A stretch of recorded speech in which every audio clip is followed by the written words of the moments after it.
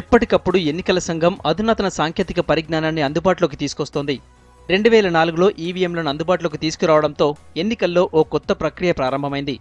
ఇటీవల తెలంగాణతో పాటు 4 రాష్ట్రాల్లో జరిగిన శాసనసభ ఎన్నికల్లో ఎన్నికల సంఘం వీవీప్యాట్ను ఉపయోగించింది. ఓటు వేసిన తర్వాత ఎవరికి పడిందో సరిచూసుకునే వెసులుబాటు ఈ వీవీప్యాట్ ప్రత్యేకం.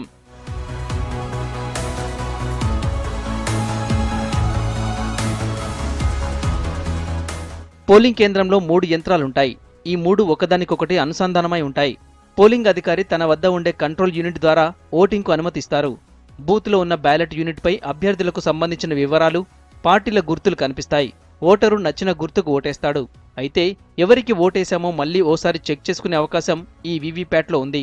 దీంతో ఓసారి పరిశీలించుకోవచ్చు.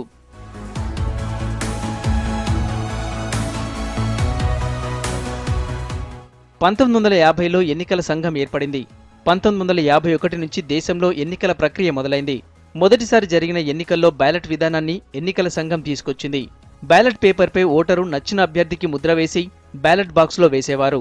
ఆ తర్వాత బ్యాలెట్ పేపర్లను లెక్కించి విజేతను ప్రకటించేవారు.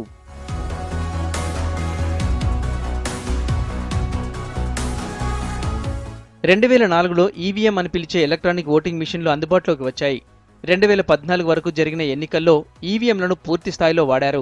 2013లో నాగాలాండ్లోని నాక్సెస్ అసెంబ్లీ నియోజకవర్గానికి జరిగిన ఎన్నికల్లో మొదటిసారి వీవీప్యాట్లను వాడారు. ఆ తర్వాత వీవీప్యాట్లను తప్పనిసరి చేస్తూ సుప్రీంకోర్టు ఆదేశించడంతో అంతటా వాటిని ఉపయోగిస్తున్నారు.